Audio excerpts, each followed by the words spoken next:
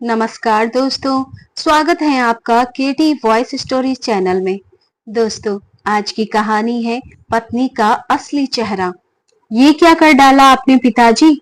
मेरी शादी ऐसी काली कलूटी गंवार लड़की से करवाकर आपने तो मेरी पूरी जिंदगी बर्बाद कर दी। मेरी जिंदगी का इतना बड़ा फैसला लेते वक्त आपने एक बार भी नहीं सोचा कि मैं क्या चाहता हूँ। संजीव ने अपने पिता हरिप्रसाद जी की ओर देखते हुए कहा। उसकी आंखों में आग थी और होठ कांप रहे थे। मैंने तो आपसे पहले ही कहा था कि मैं शहर की किसी खूबसूरत और पढ़ी लिखी लड़की से शादी करना चाहता हूँ, और आपने मेरे माथे मरती यह गांव की लड़की, ना शक्ल ना सूरत। संजीव की आवाज में तलखी थी। कल ही तो उसकी शादी संध्या से हुई थी और आज वह अपने माता पिता के सामने इस प्रकार गुस्से में खड़ा था जैसे कोई जंग लड़ने को तैयार हो। संजीव का गुस्सा देखकर हरि प्रसाद जी के माथे पर चिंता की रेखाएं खिंच गई। उन्होंने गहरी सांस ली और संयमित स्वर में कहा, बेटा, तू जो बोल रहा है वह सब गुस्से में बोल रहा है। संध्या अब तेरी पत्नी है, वो अच्छी पढ़ी लिखी है। उसे एक मौका दे, उसे समझ। उसका रंग सांवला हो सकता है, लेकिन उसका दिल और चरित्र बेदाग है। शादी हुई है उससे तुम्हारी। यह रिश्ता कोई मजाक नहीं, एक पवित्र बंधन है। पवित्र बंधन? संजीव ने तंज कसते हुए बीच में टोक दिया। कैसा बंधन पिताजी? यह बंधन तो मेरे गले का फंदा बन गया है। मैंने आप पर भरोसा किया था, सोचा था कि आप मेरे लिए जो फैसला लेंगे अच्छा ही होगा, लेकिन आपने तो मेरे सपनों को कुचल दिया। एक गांव की लड़की जो किसी भी एंगल से मेरी पत्नी बनने के लायक नहीं थी, उम्र भर के लिए उसे मेरे साथ बांध दिया। उसे मेरे दोस्त जब मुझे उसके साथ देखेंगे तो हंसेंगे मुझ पर। हरिप्रसाद ने कुर्सी पर पीठ टिकाई और संजीव को गौर से देखा। उनकी आवाज में अब थोड़ी सख्ती थी। संजीव बेटा, समझने की कोशिश करो बेटा। रंग रूप से जिंदगी नहीं चलती। मैंने संध्या को देखा है, वह मेहनती है, समझदार है, और सबसे बड़ी बात, उसमें वो गुण और संस्कार हैं जो आजकल की लड़कियों में कम ही दिखते हैं। संस्कार? संजीव ने फीकी हंसी हंसते हुए कहा। पिताजी, संस्कारों से गढ़ नहीं चलता। मैंने तो सिर्फ एक ऐसी लड़की चाही थी जो मेरे साथ कदम से कदम मिलाकर चले, और आपने मुझे यह सौंप दी जो न शक्ल से अच्छी न सूरत से। आपने मेरी जिंदगी का फैसला अपने हाथ में लिया, लेकिन मेरी भावनाओं का कोई ख्याल नहीं आया आपको। कमरे में सन्नाटा छा गया। संजीव की मां सरोज जी, जो अब तक चुपचाप रसोई के दरवाजे के पास खड़ी थी, आगे आई। उनकी आवाज में ममता थी, लेकिन संजीव की बातों पर नाराजगी भी। बेटा, अपने मुंह से ऐसी बातें मत निकाल। संध्या अभी कल ही इस घर में आई है। उसके बारे में तो सोच, उस पर क्या बीत रही होगी। और बेटा, हमने जो किया तेरे लिए ही किया है। तेरे पिताजी ने सोच समझ कर यह रिश्ता तय किया है। तू एक बार उससे बात तो कर, उसे जान तो ले। माँ, आप भी पिताजी की हाँ में हाँ मिला रही हैं। मुझे उससे क्या बात करनी है जब वह मेरे लायक ही नहीं है। मुझे यह शादी मंजूर नहीं। वह कुर्सी पर दम से बैठ गया। उसका सारा गुस्सा अब थकान में बदल गया था। हरिप्रसाद ने एक गहरी नजर संजीव पर डाली और फिर उठकर उसके पास गए। उनके कंधे पर हाथ रखते हुए बोले, बेटा, मैं समझता हूँ कि तेरे अंदर अभी गुस्सा है, लेकिन यह गुस्सा सच को नहीं बदल सकता। संध्या अब इस घर की बहू है, तो उसे ठुकरा रहा है, लेकिन एक बार अपने दिल से पूछ, क्या सिर्फ रंग ही सब कुछ है? मैंने उसे चुना क्योंकि मुझे उसमें वो गुण दिखे जो इस घर को रोशन कर सकते हैं। तू वक्त दे, सब ठीक हो जाएगा। संजीव ने कोई जवाब नहीं दिया। वह बस सिर झुकाए बैठा रहा। उसके मन में तूफान थमा नहीं था। कमरे के एक कोने में संध्या खड़ी थी। उसने अपनी साड़ी का पल्लू हाथ में कसकर जकड़ा हुआ था। उसकी आंखें नम थी, लेकिन आंसू छिपाने की कोशिश कर रही थी। हरि प्रसाद जी ने संध्या की ओर देखा और धीरे से कहा, बेटी, तू रसोई में जा और संजीव के लिए अपने हाथों से चाय बनाकर ले आ। उनकी आवाज में अपनापन था, जैसे वे उसे इस तनाव से दूर करना चाहते हो। संध्या ने सिर हिलाया और चुपचाप चली गई, लेकिन जब तक चाय बनाकर लाई तब तक संजीव बाहर निकल गया था, ये कहकर कि आप ही पीजिए अपनी प्यारी बेटी के हाथ की चाय, मुझे नहीं चाहिए। और हाँ माँ, जो उसके सो कॉल्ड संस्कार और गुण है ना, उनका आप अचार डालिए और खिलाइए अपने पतिदेव को। मैं आज ही बेंगलोर वापस जा रहा हूँ। हरिप्रसाद जी का दिल धक से रह गया। रुआसी आवाज में वो बोले, सरोज, शायद मुझसे बहुत बड़ी गलती हो गई जो संजीव की जिंदगी का इतना बड़ा फैसला अकेले ले बैठा। घर में अजीब सा सन्नाटा पसर गया। करीब 6 महीने पहले की बात थी, जब हरिप्रसाद जी के पास उनके बचपन के दोस्त रामलाल जी की बीमारी का समाचार पहुंचा था, तो हरिप्रसाद जी उनसे मिलने तुरंत अपने पुश्तैनी गांव दौड़े चले गए थे। पिछले कुछ महीनों से रामलाल की तबीयत लगातार खराब हो रही थी। हरिप्रसाद और रामलाल की दोस्ती दशकों पुरानी थी। वह दोस्ती जो खेतों में साथ काम करने से शुरू हुई और जिंदगी के हर सुख दुख में गहरी होती चली गई थी। बाद में हरिप्रसाद जी गांव छोड़कर शहर में बस गए थे, परंतु अक्सर अपने मित्र से मिलने आया करते थे और घंटों बातें किया करते। लेकिन अब रामलाल बिस्तर पर थे, उसकी सांसें भारी थी और चेहरे पर एक अनकही चिंता झलक रही थी। हरिप्रसाद ने चौखट पार की और रामलाल के पास पलंग पर बैठ गए। कैसा है रामलाल? आज सुबह दवा ली थी ना? अपने दोस्त को इस हालत में देखकर हरिप्रसाद जी का कलेजा मुंह को आने लगा था। रामलाल जी ने एक असहाय सी मुस्कान दी और धीरे से कहा, हाँ हरि, दवा तो ले रहा हूँ, पर ये दवाइयां भी पता नहीं क्यों कोई असर नहीं दिखा रही। मुझे चिंता तो बस मेरी बेटी की है। संध्या अब जवान हो गई है, उसकी माँ तो पहले ही चली गई और मैं भी अब ज्यादा दिन का मेहमान नहीं हूँ। हरिप्रसाद ने रामलाल का हाथ थाम लिया। तू चिंता मत कर, संध्या को मैं अपनी बेटी जैसा मानता हूँ, उसे कोई कमी नहीं आने दूंगा। रामलाल ने गहरी सांस ली और पलंग पर थोड़ा ऊपर सरकने की कोशिश की। संध्या उस वक्त बाहर आंगन में कपड़े सुखा रही थी। उसकी सांवली त्वचा पर धूप पड़ रही थी और उसके चेहरे पर एक सादगी और मासूमियत थी। रामलाल ने कमजोर हाथ से हरिप्रसाद का हाथ थामा और धीरे से कहा, हरि, मैं बस इतना चाहता हूँ कि मेरे जाने के बाद मेरी बच्ची सुरक्षित रहे। तू मेरा दोस्त है, तुझ पर मुझे पूरा भरोसा है। संध्या की जिम्मेदारी तुझे सौंपना चाहता हूँ। रामलाल, हरिप्रसाद जी ने गहरी सांस लेते हुए कहा, तू चिंता मत कर, संध्या को मैं अपनी बेटी से भी बढ़कर समझूंगा। उसकी जिम्मेदारी अब मेरी है। मैं उसे अपने घर की बहू बनाऊंगा, यह मेरा तुझसे वचन है। रामलाल की आंखें भर आई। उसने हरिप्रसाद जी का हाथ कसकर पकड़ा और कहा, हरि, तूने मेरे सीने का बोझ हल्का कर दिया। अब मैं चैन से जा सकूंगा। कुछ हफ्तों बाद रामलाल की मृत्यु हो गई। हरिप्रसाद जी ने अपने वचन को याद रखा और इस बारे में अपनी पत्नी सरोज को बताया। सरोज को भी उनकी बात पसंद आई। संजीव उस वक्त बेंगलोर में था, उसकी नई नौकरी लगी थी। हरिप्रसाद जी ने संजीव को फोन किया, बेटा, मैंने तेरे लिए एक रिश्ता देखा है। मेरे दोस्त रामलाल की बेटी संध्या है ना, बड़ी ही संस्कारी बच्ची है। तेरी माँ और मैंने उसे बहू बनाने का फैसला कर लिया है। संजीव ने दूसरी ओर से नाराजगी भरे लहजे में कहा, पापा, यह क्या बात हुई? गांव की लड़की? मैंने तो कहा था कि मुझे शहर की पढ़ी लिखी लड़की चाहिए। आपने मुझसे पूछा तक नहीं। हरिप्रसाद ने शांत स्वर में जवाब दिया, बेटा, मैं अपने दोस्त की मृत्यु से पहले ही उसे वचन दे चुका हूँ। रामलाल मेरा बचपन का दोस्त था, उसने मुझ पर भरोसा किया था। तो एक बार संध्या की तस्वीर देख ले, फिर बात करना। संजीव ने कुछ देर चुप्पी रखी। हरिप्रसाद जी ने संध्या की एक तस्वीर भेजी। तस्वीर में संध्या मुस्कुरा रही थी।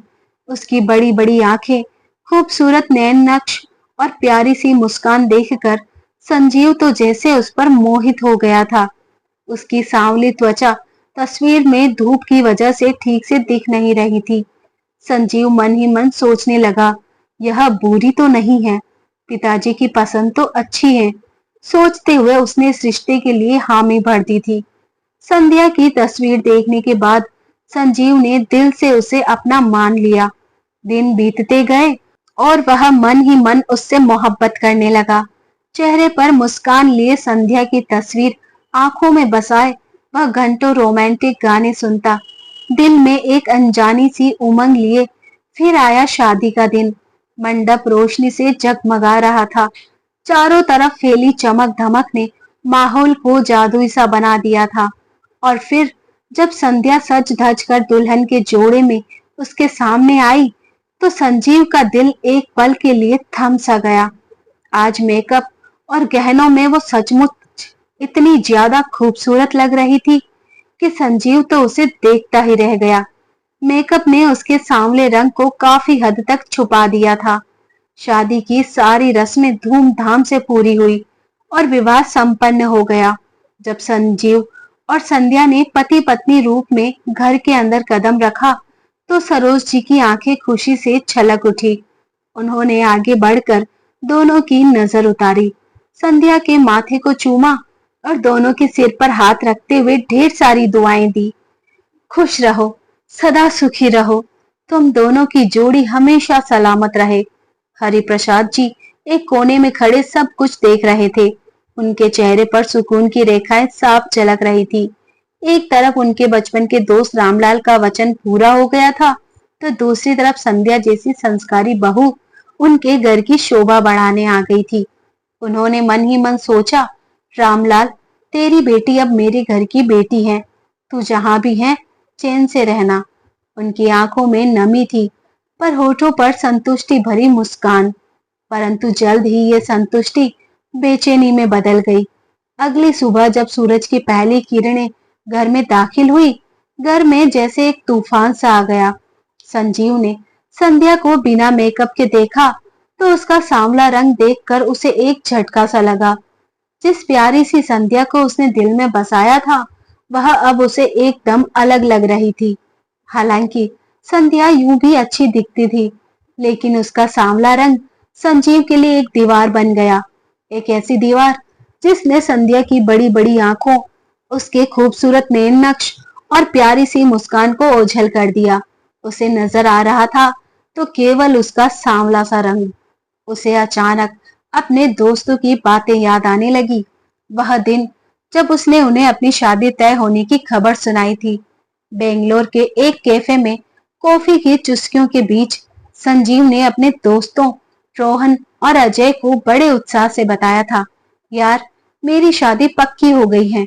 पिताजी ने लड़की पसंद की है। कहते हुए उसने अपने दोस्तों को मोबाइल में संध्या की फोटो दिखाई थी। रोहन ने भौएं चढ़ाते हुए कहा था, क्या बात कर रहा है संजीव, तेरी शादी तय हो गई? तू लड़की से मिला तो है ना? अरे नहीं यार, बस फोटो देखी है। तो एक फोटो देखकर तू शादी के लिए कैसे मान गया?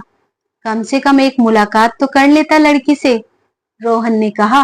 तो अजय ने हंसते हुए कहा, अरे कहीं फोटो में गोरी चिट्टी दिख रही हो और असल में कुछ और निकले तो? आजकल फोटोशॉप का जमाना है भाई। संजीव ने कॉफी का घूंट लिया और आत्मविश्वास से जवाब दिया था, अरे तुम लोग टेंशन मत लो, मेरे पिताजी ने लड़की को देखा है। वो किसी ऐसी वैसी लड़की से तो मेरी शादी कराने से रहे। उनकी पसंद पर मुझे पूरा भरोसा है। अब रोहन और अजय की वही बातें संजीव के दिमाग में हथौड़े की तरह बज रही थी। कितनी ही बार उसने खुद को कोसा था, काश उसने अपनी शादी से पहले संध्या को एक बार देख लिया होता, उससे बात कर ली होती। गुस्सा अब उसके सीने में उबाल मार रहा था। हरि प्रसाद जी ने शांत स्वर में समझाने की कोशिश की, बेटा, संध्या एक समझदार और संस्कारी लड़की है। उसे समय दो, उसे समझो। संजीव ने व्यंग्यात्मक हंसी हंसते हुए कहा, पिताजी, आप अपने पुराने ख्यालों में ही जीते रहिए। मुझे तो बस अब इस शादी से बाहर निकलने का कोई रास्ता ढूंढना है। यह सुनकर संध्या का दिल चकनाचूर हो गया। आंसू पीकर वो वहीं खड़ी रही। सरोज जी से यह सहन नहीं हुआ और संजीव से बोली, बेटा, यह तुम्हारी पत्नी है, कोई खिलौना नहीं जिसे तुम पसंद न आने पर फेंक दो। लेकिन संजीव कुछ भी सुनने को तैयार नहीं था। उसी दिन वो बेंगलोर वापस चला गया, बिना संध्या को अपने साथ लिए। घर का माहौल पूरी तरह बदल गया था।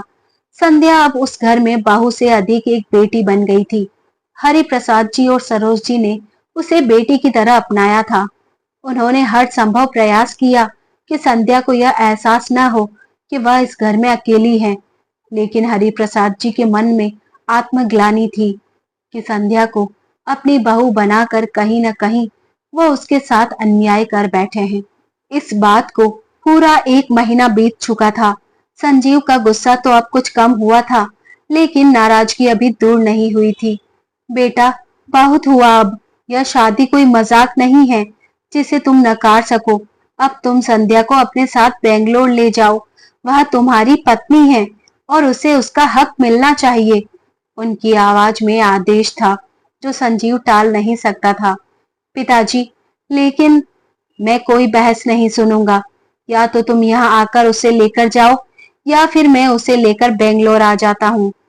संजीव के पास कोई चारा नहीं था। उसे अपनी पत्नी को साथ ले जाना ही था। वह जानता था कि पिता के इस हुक्म को टालना मुश्किल था। नहीं, मैं ही आ जाऊंगा, संजीव ने विवश होकर कहा। तो हरि प्रसाद जी कड़क स्वर में बोले, और हाँ, मेरी बहू को कोई तकलीफ नहीं होनी चाहिए। यह मेरी आखिरी चेतावनी है। 3-4 दिन बाद संजीव वापस लौटा। हरि प्रसाद जी के हुक्म के आगे वो बेबस हो चुका था और वह उखड़े मन से संध्या को साथ ले जाने को मजबूर था। संध्या के साथ बेंगलोर लौटते समय संजीव का मन बेहद उथल-पुथल में था। ट्रेन की खिड़की से बाहर देखते हुए उसके भीतर एक अजीब सी घुटन थी। ट्रेन में बैठे हुए उसका मन बार बार एक ही ख्याल में उलझ रहा था। उसके दोस्त रोहन, अजय और नरेश शादी में किसी वजह से नहीं आ सके थे। अभी तक उन्होंने संध्या को देखा नहीं था, पर अब बेंगलोर में मुलाकात तो होगी ही। जब वे संध्या को देखेंगे तो क्या कहेंगे, वह सोचता और उसके दिल में कड़वाहट भर आती। रोहन तो सोनिया को लेकर इतरा इतरा कर घूमता है। उसकी पत्नी भी तो कितनी गोरी और सुंदर, और अजय की सीमा, वो भी तो किसी मॉडल से कम नहीं। सोचते हुए उसने संध्या की ओर देखा। उनके सामने तो संध्या कुछ भी नहीं। उसके मन में एक तस्वीर उभरती। उसके दोस्त अपनी खूबसूरत पत्नियों को बड़े गर्व से सभी से मिलवाते हैं और वह संध्या को साथ लेकर बाहर निकलने की कल्पना भी नहीं कर सकता। कितनी अजीबोगरीब जोड़ी है हमारी, वह मन ही मन बड़बड़ाया। अगर दोस्त घर आने की बात करेंगे तो कोई बहाना बना दूंगा, कह दूंगा अभी सेटल नहीं हुए, या ये कह दूं कि संध्या की तबीयत ठीक नहीं। कुछ तो करना पड़ेगा। वह खुद को समझा रहा था, पर दिल में एक अजीब सी बेचैनी थी। आखिरकार संध्या राजीव के साथ बेंगलोर पहुंच गई। संजीव का छोटा सा फ्लैट जो अब तक अस्त व्यस्त पड़ा था, कपड़े इधर उधर, बर्तन सिंक में जमा और सामान बिखरा हुआ। संध्या ने थकान उतारने के बाद चुपचाप सब कुछ समेटना शुरू कर दिया था। आज संजीव ऑफिस से जानबूझकर देरी से आ रहा था। उसके चेहरे पर बेरुखी साफ झलक रही थी। लेकिन घर पहुंचकर देखा, घर पूर्ण रूप से व्यवस्थित दिखाई दे रहा था। यह सब देखकर उसने कुछ कहा नहीं। उसका गुस्सा अब भी सुलग रहा था। संध्या ने उसके लिए गर्मा गर्म पुलाव और साथ में पनीर की सब्जी बनाई थी। मेज पर खाना सजा देखकर वह ठिठक गया। यह सब करने की जरूरत नहीं थी, उसने ठंडे लहजे में कहा। संध्या ने हल्के से सिर झुकाकर जवाब दिया, आप थक कर आए हैं, कुछ खा लीजिए। संजीव चुपचाप खाने बैठ गया, पर उसका मन अभी भी उलझा था। यह सब करके क्या साबित करना चाहती है, वह सोच रहा था, पर खाने का स्वाद उसे पसंद आया। संध्या संजीव के मन की उथल पुथल को भांप रही थी। उसकी चुप्पी, उसकी ठंडी नजरें और वह बेरुखी, वो समझ चुकी थी कि उसका पति उसे दिल से नहीं अपनाना चाहता। खाना खाने के बाद संजीव कमरे में गया और अपना तकिया लेकर सोने के लिए सोफे पर आ गया। फिर संध्या कमरे में जाकर खूब रोई, फिर भी उसने हिम्मत नहीं हारी। सिलाई कढ़ाई जानती थी, खाली समय में वही करने बैठ जाया करती थी। अपना दिल लगाए रखने के लिए किसी न किसी काम में मशगूल रहती। उस छोटे से फ्लैट को अपने कुशल हाथों और कल्पना शक्ति से एक खूबसूरत आशियाने में बदल दिया था। संजीव कई बार लौटते वक्त अपने साफ सुथरे घर को देखकर ठिठक जाता। वाह, उसके मन में तारीफ उभरती, पर होठों तक आते आते वह उसे वापस निगल लेता। संध्या की पाक कला तो जैसे जादू थी। कभी मसालेदार पाव भाजी बनती तो कभी शाही पनीर। सासू माँ से फोन करके संजीव की पसंद नापसंद के बारे में सारी जानकारी ले लेती थी। खाना देखकर संजीव की भूख जैसे दोगुनी हो चली थी। सुबह नहाने जाता तो बाथरूम ऐसा साफ सुथरा दिखाई देता मानो किसी 5 स्टार होटल का बाथरूम हो। यह समर्पण उसके मन में सम्मान की हल्की सी चिंगारी जलाता, पर अगले ही पल वही कटुता लौट आती। ये सब तो कोई नौकरानी भी कर सकती है। वह खुद से ही बड़बड़ाता और अपने दिल को फिर से पत्थर बना लेता। आज रविवार था। सुबह की चाय के साथ संध्या ने गर्मा गर्म पोहे परोसे थे। संजीव चुपचाप खा रहा था। तभी हरि प्रसाद जी का फोन आया। हाँ बेटा संजीव, सब ठीक तो है? हमारी बहू का ख्याल अच्छे से रख रहे हो ना? उनकी आवाज में प्यार के साथ हल्की सख्ती थी। संजीव हड़बड़ाते हुए बोला, हाँ हाँ पिताजी, सब ठीक है। फिर फोन संध्या को थमा दिया। लो बात कर लो। संध्या ने फोन लिया। हाँ पिताजी, मैं ठीक हूँ। आप और माँ कैसे हैं? उसकी आवाज में गर्मजोशी थी जो संजीव को कहीं अंदर तक छू गई, पर वह अनजान बना रहा। अभी बात चल ही रही थी कि दरवाजे की घंटी बजी। संजीव ने चौंक कर दरवाजा खोला और उसके पैरों तले जमीन खिसक गई। उसके तीनों दोस्त रोहन, अजय और नरेश अपनी अपनी सजी धजी पत्नियों के साथ खड़े थे। सोनिया लाल रंग की ड्रेस में गजब ढा रही थी। सीमा स्टाइलिश जींस टॉप में किसी फिल्मी हीरोइन से कम नहीं दिख रही थी, और काव्या का ट्रेंडी कुर्ता उसकी फैशन सेंस की गवाही दे रहा था। संजीव का दिल घबरा रहा था। उसकी पत्नी संध्या के मुकाबले उसके दोस्तों की पत्नियां कहीं ज्यादा आधुनिक और ग्लैमरस थी। उसके मन में तूफान उठा। ये सब संध्या को देखकर क्या सोचेंगे? क्या यही थी वह खूबसूरत दुल्हन जिसे मैंने अब तक दुनिया से छिपाए रखा? आज तो पक्का मेरा मजाक बनने वाला है। घबराहट उसके चेहरे पर छा गई, पर उसने फौरन खुद को संभाला। होठों पर फीकी सी मुस्कान बिखेरते हुए वह बोला, अरे वाह, क्या सरप्राइज है यार। आओ अंदर आओ। हाँ भाई, आज तो खास तौर पर भाभी से मिलने के लिए आए हैं हम सभी लोग। तूने तो अपने घर बुलाया नहीं। हमने सोचा क्यों ना हम ही सरप्राइज दे दें। रोहन ने ठहाका लगाते हुए कहा, और सब बैठक में दाखिल हो गए। बैठक में बैठते ही रोहन ने नजरें घुमाई और हैरानी से कहा, यार तेरा घर तो पहचान में ही नहीं आ रहा। लगता है शादी के बाद तो पूरा ट्रांसफॉर्मेशन हो गया है।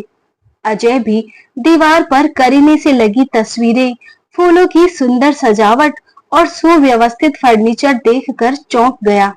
पहले तो तेरा घर ऐसे सजा धजा नहीं होता था। ये सब भाभी जी का कमाल है। सही कह रहा हूं ना? संजीव कोई जवाब दे पाता इससे पहले ही संध्या कमरे में आई। लाल रंग की साड़ी में, माथे पर छोटी सी बिंदी और चेहरे पर मुस्कान लिए उसने सभी को नमस्ते किया। संजीव का दिल जोर जोर से धड़क रहा था। अब ये क्या सोचेंगे? वह घबराया। तभी संध्या नरम स्वर में बोली, आप सब बैठिए, मैं अभी चाय लेकर आती हूँ। पर संजीव की नजरें दोस्तों पर टिकी थी, उनके चेहरों को पढ़ने की कोशिश में। रोहन ने ठहाका लगाया, संध्या भाभी, आप तो सोचती होंगी कि आपके पति के दोस्त कितने बेकार हैं, शादी में नहीं आए, अब तक मिलने भी नहीं पहुंचे। पर इसमें हमारा कसूर नहीं, ये संजीव ही था जो हर बार बहाने बनाकर हमें टालता रहा। कोई बात नहीं, कम से कम आए तो सही, कहकर वह रसोई की ओर बढ़ गई। कुछ ही देर में वह चाय के साथ गर्मा गर्म ब्रेड पकोड़े और उपमा लेकर लौटी। खुशबू से कमरा महक उठा। अजय ने प्लेट उठाते हुए मजाक में कहा, भाभी आप इंसान हैं या कोई सुपर ह्यूमन? इतनी जल्दी ये सब कैसे कर लिया? संध्या हल्के से हंसी और बोली, आप लोग खाइए और बताइए कैसा लगा। सब लोगों ने संध्या के बनाए स्नैक्स की जमकर तारीफ की। पर जैसे ही संध्या रसोई में बर्तन रखने गई, दोस्तों से बात करते हुए संजीव ने देखा कि उसके दोस्तों की पत्नियां इशारों ही इशारों में कुछ बातें कर रही थी। सोनिया ने सीमा की ओर देखा और होंठ सिकोड़ते हुए भौहें चढ़ाई। सीमा ने हल्के से फुसफुसाकर कुछ कहा, जिसे सुनकर काव्या के चेहरे पर एक कुटिल मुस्कान तैर गई।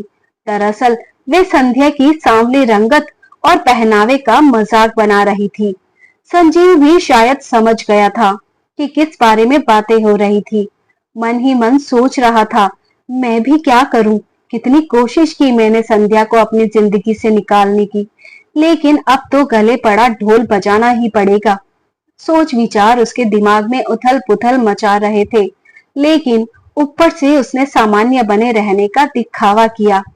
कुछ देर बाद जब सब निकलने लगे तो नरेश संजीव को कोहनी मारते हुए बोला, संजीव, तू तो लकी है यार, जो तुझे इतनी अनोखी बीवी मिली है।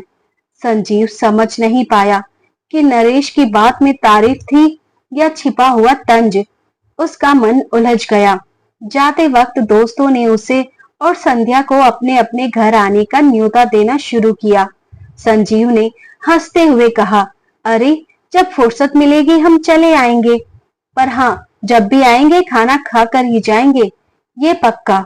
तीनों दोस्त संजीव और संध्या के घर से विदा लेकर गाड़ी की ओर बढ़े। तभी अजय बोला, मुझे समझ नहीं आती, क्या संजीव को गांव की ही लड़की मिली थी शादी करने के लिए? शहर में लड़कियां खत्म हो गई थी क्या? रोहन ने ठहाका लगाते हुए बात को आगे बढ़ाया। अरे, इसलिए तो संजीव हमें घर बुलाने से कतराता था। उसकी पत्नी हूर की परी जो है। इस बात पर सब लोग हंसने लगे। इधर सबके जाने के बाद संध्या चुपचाप बिखरे कप प्लेट समेटने लगी और संजीव आराम कुर्सी पर ढेर हो गया। उसने कनखियों से संध्या को देखा। वह फुर्ती से घर सहेज रही थी, चेहरे पर वही शांत मुस्कान लिए। उसका दिल दो राहों पर खड़ा था। एक तरफ संध्या की मेहनत और सादगी उसे छू रही थी, दूसरी तरफ उसका पुराना गुस्सा उसे पीछे खींच रहा था। 2 महीने बीतने को थे और 2 दिन बाद दिवाली थी। संजीव के मन में एक ख्याल कौंधा। शादी के बाद से उसने संध्या को कहीं घुमाया तक नहीं। वह हमेशा इन 4 दीवारों में सिमटी रही, चुपचाप उसकी बिखरी जिंदगी को जोड़ती हुई। पहली बार उसे संध्या पर दया सी आई। संध्या, सुनो, 2 दिन बाद दिवाली है। तुम्हें बाजार से कुछ खरीदना हो तो खरीद लेना। फिर हम मिठाई लेकर मेरे दोस्तों के घर चलेंगे। बहुत दिनों से बुला रहे हैं। उन्हें दिवाली की मिठाई और उपहार भी दे देंगे और मिलना भी हो जाएगा। संध्या के हाथ एक पल को रुक गए। वह चौंक कर संजीव की ओर मुड़ी। उसकी आंखें हैरानी से चमक उठी। शादी के बाद यह पहला मौका था जब संजीव ने खुद से उससे बात की थी, वह भी इतने सहज लहजे में। सच? उसके होठों से निकला और उसकी आवाज में हैरानी के साथ साथ एक बच्चे सी खुशी झलक रही थी। चेहरे पर एक खिलती मुस्कान लिए वह तेजी से कमरे की ओर बढ़ गई। थोड़ी ही देर में वह तैयार होकर लौटी। उसने एक खूबसूरत सा गुलाबी सूट पहना था, बालों में पिन लगाई और कानों में झुमके पहने। वह सज संवर कर आई थी, जैसे इस पल को अपने लिए यादगार बना लेना चाहती हो। लेकिन संजीव ने उसकी ओर आंख उठाकर देखा तक नहीं। उसकी नजरें जमीन पर टिकी थी। अब भी वो अपने भीतर की उलझन से जूझ रहा था। संध्या ने खुशी से कहा, चले? हाँ चलो, संजीव ने ठंडे लहजे में जवाब दिया। दोनों घर से निकले। बाजार से होते हुए वे रोहन के घर पहुंचे। संजीव ने डोरबेल बजाई पर कोई आवाज नहीं आई। उसने हल्की झुंझलाहट के साथ दरवाजे पर दस्तक दी और दरवाजा अपने आप खुल गया। संध्या ने हैरानी से कहा, ये तो खुला है। संजीव ने बिना कुछ कहे अंदर कदम रखा और संध्या उसके पीछे चली गई। अंदर रसोई के बर्तनों की खटपट सुनाई दी। संजीव ने आवाज लगाई, रोहन। तभी रोहन रसोई से निकला। हाथ गीले थे उसके। उसे देखकर संजीव मन ही मन बुदबुदाया, तो बर्तन ये धो रहा था, क्या हाल बना रखा है। रोहन ने उन्हें देखा और थोड़ा झेंपते हुए कहा, अरे संजीव, संध्या भाभी, आओ आओ, आज हमारे घर का रास्ता कैसे भूल गए। उसने जल्दी से सोफे पर बिखरे कागजों को समेटा और उन्हें बैठाया। कमरा अस्त व्यस्त था, मेज पर चाय के पुराने दाग, कोने में बिखरे कागज और हवा में एक हल्की उलझन। रोहन ने फीकी हंसी के साथ कहा, सोनिया अपनी सहेलियों के साथ किट्टी पर गई है और आज ही कमबख्त काम वाली भी नहीं आई। तुम लोग बैठो, मैं अभी चाय बना लाता हूँ। वह जाने को हुआ, तभी संध्या ने पीछे से नरम स्वर में कहा, नहीं भैया, आप बैठिए, मैं बना लाती हूँ। वह रसोई की ओर बढ़ी ही थी कि अंदर के कमरे से रोहन के पिताजी की थकी हुई आवाज गूंजी, बेटा, मेरा दलिया बना क्या? बन गया हो तो दे देना। रोहन ने हड़बड़ाते हुए जवाब दिया, बस बना देता हूँ पापा। संध्या ने मुड़कर कहा, कोई बात नहीं, 5 मिनट का काम है, मैं बना देती हूँ। वह रसोई में चली गई। संजीव और रोहन सोफे पर बैठे थे और संजीव का मन अभी भी अपनी उलझन में डूबा था। संध्या ने रसोई में कदम रखते ही एक अनुभवी गृहिणी की तरह काम संभाल लिया। उसकी उंगलियां बिना किसी हड़बड़ी के लेकिन गजब की तेजी और सलीके से हर चीज पर चल रही थी। उसने सबसे पहले चूल्हे पर पानी चढ़ाया, फिर चाय की पत्ती, इलायची और अदरक डालते हुए दूसरी तरफ दलिये के लिए दूध उबालने लगी। ओपन किचन थी और सामने ही बैठक थी, इसलिए रोहन और संजीव उसे काम करते हुए देख पा रहे थे। उसकी हर हरकत में एक तालमेल था, न कोई तनाव, न कोई झिझक। देखने से ऐसा लग रहा था जैसे रसोई उसकी अपनी हो। कुछ ही पलों में चाय से महक उठी और दलिये की सौंधी खुशबू रसोई से भर गई। उसने दलिया एक कटोरी में डाला और ट्रे में रखकर रोहन के पिताजी के कमरे की ओर बढ़ गई। लीजिए चाचा जी, आपका दलिया। तुम तुम कौन हो बेटी? उन्होंने नजर का चश्मा लगाते हुए पूछा। तो संध्या बोली, मैं बस 1 मिनट में आई, फिर आपको सब बताती हूँ।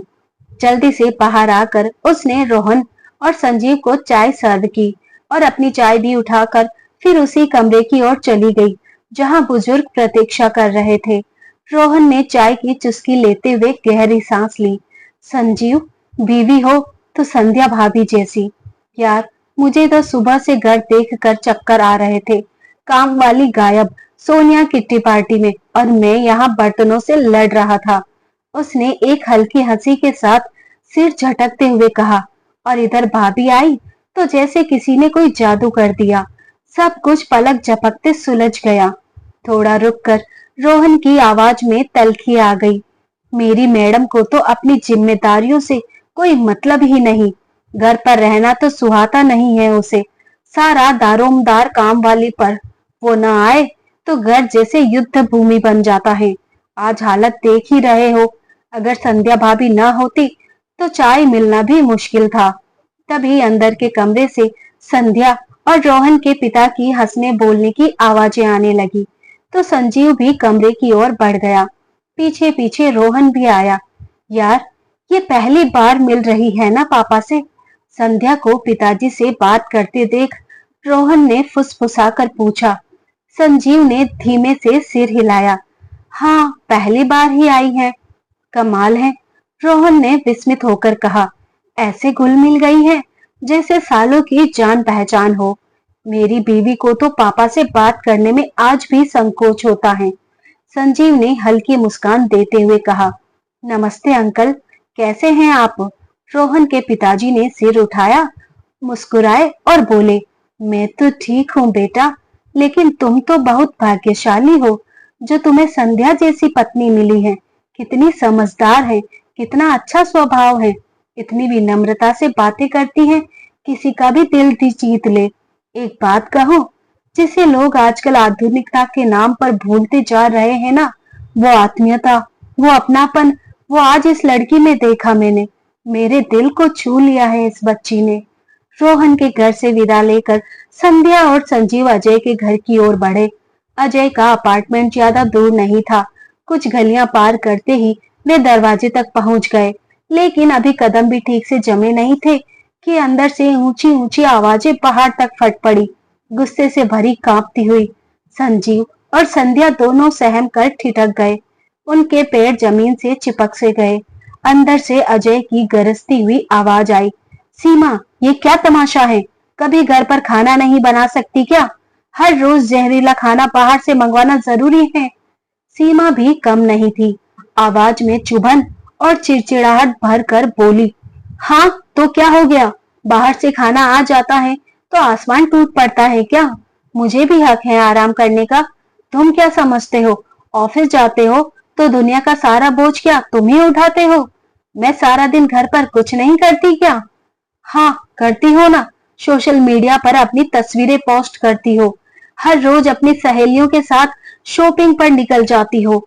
मेरी महीने भर की तनख्वाह सिर्फ अपने मेकअप और कपड़ों पर बर्बाद कर देती हो।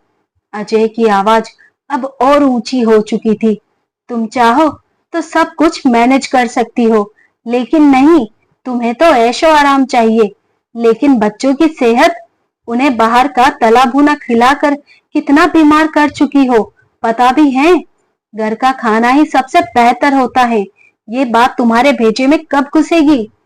सीमा तिल मिलाकर बोली, तो अब तुम मुझे सिखाओगे कैसे जीना है? मैं आज के जमाने की पढ़ी लिखी मॉडर्न लड़की हूँ। जैसे दिल करेगा वैसे जीऊंगी। अगर तुम्हें घर की पक्की रोटियां ही चाहिए तो मुझे तलाक देकर किसी रोटियां बेलने वाली से शादी कर लो। आजाद हो जाऊंगी मैं भी इस रोज रोज के झंझट से। बाहर खड़े संजीव ने सांस खींची और नजरें चुराते हुए संध्या की ओर देखा। संध्या की आंखों में चिंता थी, पर वो शांत खड़ी थी। अब? संध्या ने धीरे से पूछा। संजीव ने पल भर सोचकर जवाब दिया, चलो बाद में मिलते हैं, अभी वक्त ठीक नहीं है। दोनों बिना आहट किए वापस मुड़ने ही लगे थे कि उसी समय दोनों बिना आहट किए वापस मुड़ने ही लगे थे कि तभी एक मोटरसाइकिल की तेज आवाज गली में गूंजी। फूड डिलीवरी वाला अपनी बाइक पर पहुंचा, हेलमेट उतारा और सीधे अजय के घर की बेल बजा दी। संजीव और संध्या ठिठक गए। सीमा ने झल्लाकर दरवाजा खोला, लेकिन सामने संध्या और संजीव को देखकर कुछ पल के लिए जैसे जड़ सी हो गई। उसकी आंखों में हैरानी थी, लेकिन तुरंत ही उसने चेहरे पर एक बनावटी मुस्कान ओढ़ ली। फिर हड़बड़ाहट में बोली, अरे आप दोनों आइए आइए, अंदर आइए। उसकी आवाज में नकली उत्साह था, पर उसकी आंखें बेचैनी से इधर उधर भाग रही थी। उसने अंदर की ओर मुड़कर चिल्लाया, अजय देखो तो कौन आया है हमारे घर। संजीव उसे देखकर हैरान था। यह वही सीमा नहीं थी जो हमेशा सजी धजी चमकती हुई दिखती थी। बाल बिखरे थे, चेहरा बिना मेकअप के मुरझाया हुआ, और मटमेले से नाइट सूट में वो बिल्कुल वैसी नहीं लग रही थी जैसी संजीव को याद थी। डिलीवरी वाले ने खाने का पैकेट थमाया और चला गया। सीमा ने हल्के से कहा, आइए ना बैठिए। संजीव और संध्या हिचकिचाते हुए अंदर दाखिल हुए। अजय अंदर से निकला, शर्ट की बाहें चढ़ी हुई, चेहरा गुस्से से लाल, पर उन्हें देखते ही वह ठिठक गया। उसके माथे पर पसीने की बूंदें चमक रही थी। कहीं इन्होंने सब सुन तो नहीं लिया? यह ख्याल उसके दिमाग में बिजली सा कौंधा। उसने हड़बड़ाते हुए कहा, अरे संजीव, संध्या भाभी आओ बैठो बैठो। उसकी आवाज में बनावटी गर्मजोशी थी, पर उसकी आंखें बार बार दरवाजे की ओर भाग रही थी। संजीव ने नजरें घुमाई। सोफे पर बिखरे कपड़े, बच्चों के खिलौने और मेज पर खाने के पुराने डिब्बे, एक कोने में मकड़ी के जाले तक दिख रहे थे। कमरा किसी जंग के मैदान सा लग रहा था। अजय ने जल्दी से कपड़े समेटते हुए कहा, बस थोड़ा बिखरा हुआ है, बच्चे शैतान है ना। पर उसकी हंसी खोखली थी, जैसे वह अपनी लाचारी को हल्का करने की कोशिश कर रहा हो। संजीव चुपचाप उसे देखता रहा, पर उसका मन अतीत की गलियों में भटक गया। संध्या के आने से पहले उसका अपना घर भी ऐसा ही बिखरा बिखरा रहता था। बेतरतीब किताबें, गंदे कपड़े और एक अनदेखी अव्यवस्था। लेकिन इन दिनों में संध्या ने उस घर को न सिर्फ सहेजा, बल्कि एक सलीके से सजाया था। हर चीज अपने ठिकाने पर, हर कोना साफ और सुंदर। अब अजय का यह घर उसे किसी तूफान से उजड़े मैदान सा लग रहा था, और संध्या की मेहनत की कीमत उसके मन में पहली बार साफ झलक रही थी। उसकी नजरें सीमा पर ठहर गई। बिना लीपापोती का उसका चेहरा थका हुआ, मुरझाया और भद्दा दिखाई दे रहा था। मटमैले नाइट सूट में वह कितनी अजीब लग रही थी। अभी अभी तो अजय पर चीख रही थी। तीखे ताने उसकी जुबान से बिना रुके निकलते जा रहे थे। संजीव ने अनायास ही संध्या की ओर देखा। वो कितनी सभ्य थी, कितने संस्कारों वाली। उसकी बातों में शालीनता, कपड़ों में सलीका और घर को संभालने में एक अनोखा हुनर। उसमें घमंड का एक कतरा भी नहीं था। फिर भी उसकी हर हरकत में एक गरिमा थी। सीमा की यह बेतरतीबी और संध्या की यह सादगी, संजीव का मन एक कड़वे तुलनात्मक भंवर में डूब गया। सीमा ने कहा, बैठो, चाय बनाती हूँ। वह रसोई की ओर बढ़ी और अजय उसके पीछे चला गया। अरे सिर्फ चाय, कुछ तो ख्याल करो। कुछ पकोड़े वकोड़े तल लेती तो मेहमानों को अच्छा लगता। अजय बोला तो सीमा का जवाब तुरंत आया, जो चाहिए बाहर से ऑर्डर कर दो, अभी मुझसे कुछ नहीं बनने वाला। उसकी आवाज में झुंझलाहट थी। अजय ने गुस्से से पलटकर कहा, तुमसे कहाँ कुछ बनता है, बस बहाने बनते हैं। उनकी यह बहस धीमी थी, पर हर शब्द बाहर तक सुनाई दे रहा था। थोड़ी देर बाद सीमा चाय के 2 कप और अजय नूडल्स के 2 बाउल लेकर बाहर आया।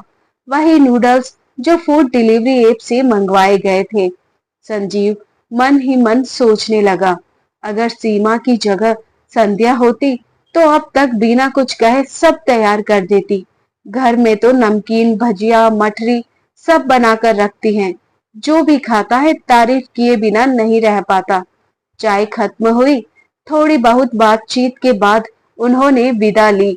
बाहर निकलते ही संध्या ने हल्के स्वर में पूछा, थक गए? संजीव मुस्कुराकर बोला, नहीं, कुछ सोच रहा था बस। अच्छा, अब नरेश के घर चलें? जैसा आप कहें, संध्या ने जवाब दिया। लेकिन एक बार कॉल करके उसे बता देता हूँ कि हम लोग आ रहे हैं। कहते हुए संजीव ने जेब से मोबाइल निकाला और नरेश को कॉल मिलाया। हेलो नरेश, दूसरी ओर से थकी सी बूझी सी आवाज आई। हाँ बोल संजीव, क्या हुआ? सब ठीक तो है ना? हम लोग तुम्हारे घर आ रहे थे। कुछ पल की खामोशी के बाद नरेश ने कहा, अब क्या बताऊं यार, काव्या चली गई है लड़ झगड़ कर। 15 दिन से मायके बैठी हैं। अब मैं उसे मनाने ही जा रहा हूँ।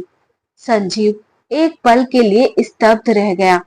फोन उसके हाथ में था, लेकिन उसके चेहरे का रंग उतर गया था। क्या? ये कब हुआ?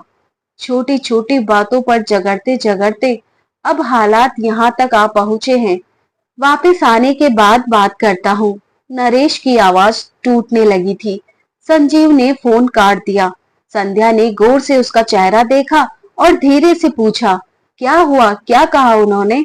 संजीव ने गहरी सांस लेते हुए जवाब दिया, उसकी बीवी 15 दिन से मायके में है, झगड़कर चली गई है और वो उसे मनाने जा रहा है।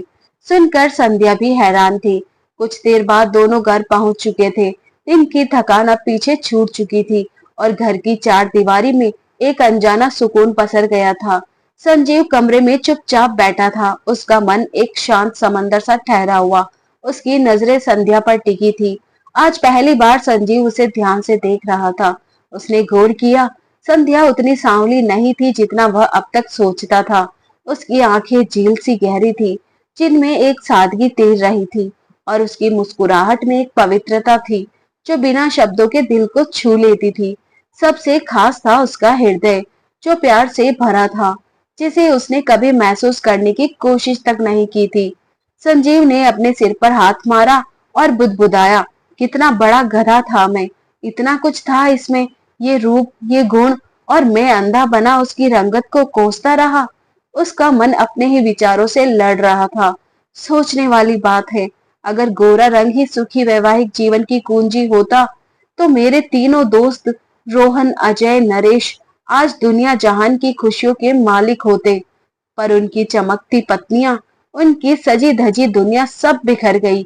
और यहाँ मेरी संध्या कितनी शालीन है और कितनी सशक्त भी, लेकिन फिर भी उसमें एक अजीब सी नम्रता है। जो आजकल महिलाओं में विरले ही दिखाई देती हैं। संध्या कपड़े बदलने के लिए बाथरूम की ओर बढ़ी ही थी कि संजीव ने अचानक प्यार भरे स्वर में कहा, रुक जाओ, यही पहने रखो, बहुत अच्छा लग रहा है तुम पर, बहुत फब रहा है।